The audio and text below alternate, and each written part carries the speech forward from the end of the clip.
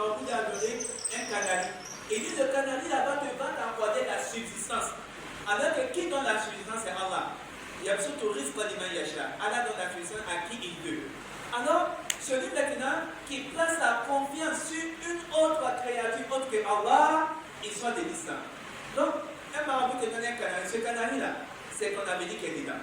Ce canari-là, tant que ça est dans ta maison, tant que ça est dans ton magasin, tant que ça est dans ton lieu de travail, tant que ça est dans ton champ, alors tu vas avoir la gloire, c'est ton secret. Tu vas avoir la subsistance, tu vas avoir la royauté, tu vas avoir la richesse. Et donc, lui, le musulman, il place sa confiance, il vient prier à la mosquée. Mais il a placé sa confiance sur la lunette, sur le gris-gris, sur la statuette qu'on lui a donnée, qui est cachée, enfouie quelque part dans ses magasins, enfouie dans le sol devant son magasin, ou bien dans sa maison. Et il a placé sa confiance sur cette chose-là. Alors, il sort à cause de la religion musulmane. Parce que Allah dit Allah dit ça, Allah que vous deviez placer votre confiance si et seulement si vous êtes des croyants. Alors combien sont ces musulmans qui ont placé leur confiance sur autre chose autre que Allah? Combien sont des musulmans qui ont placé leur confiance sur les cimetières? Combien sont ces musulmans qui ont placé leur confiance sur des amulettes? Combien sont ces musulmans qui ont placé leur confiance sur des grenouilles?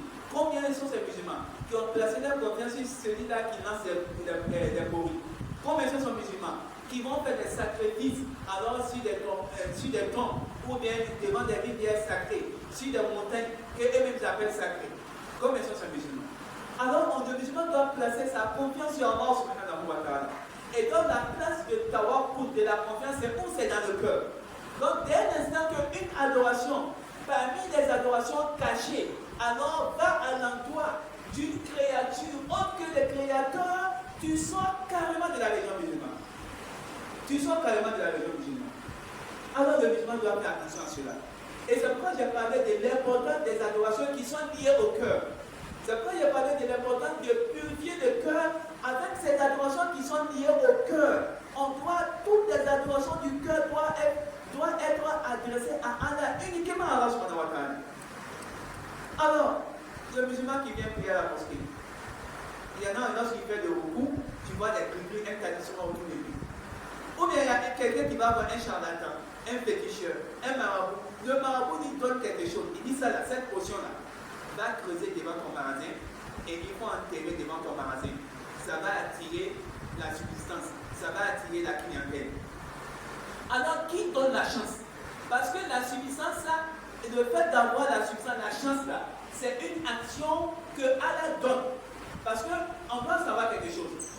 Une chose que Allah n'a pas mis dans la possibilité des êtres humains. Si tu demandes cette chose-là aux êtres humains, tu sors de l'islam. Une chose que Allah n'a pas mis dans le pouvoir des êtres humains de façon générale. Et cette chose-là, si tu demandes aux êtres humains, tu sors de l'islam. Je prends un exemple. Qui donne la chance? C'est Allah. La chance vient d'Allah. Qui donne l'enfant? C'est Allah qui donne l'enfant. Je ne parle pas des causes que nous suivons pour avoir un enfant, des traitements, des médicaments. Ça, ce sont des aspects, ce sont des causes.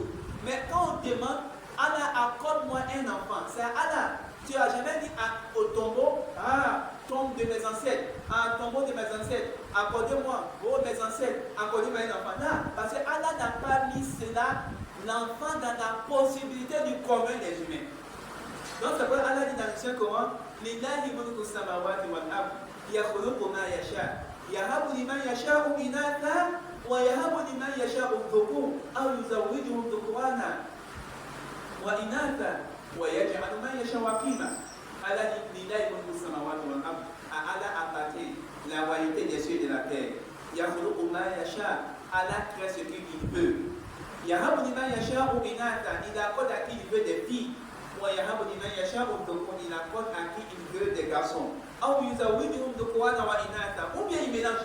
Il donne à d'autres uniquement, il mélange pour certaines personnes, des enfants, des garçons et des filles. Mais pour d'autres, c'est exclusivement des garçons. Pour certains, c'est exclusivement des filles.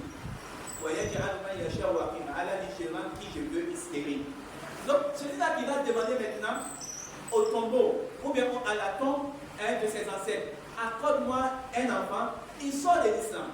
Parce que tu as demandé quelque chose que Allah n'a pas mis dans le pouvoir des êtres humains.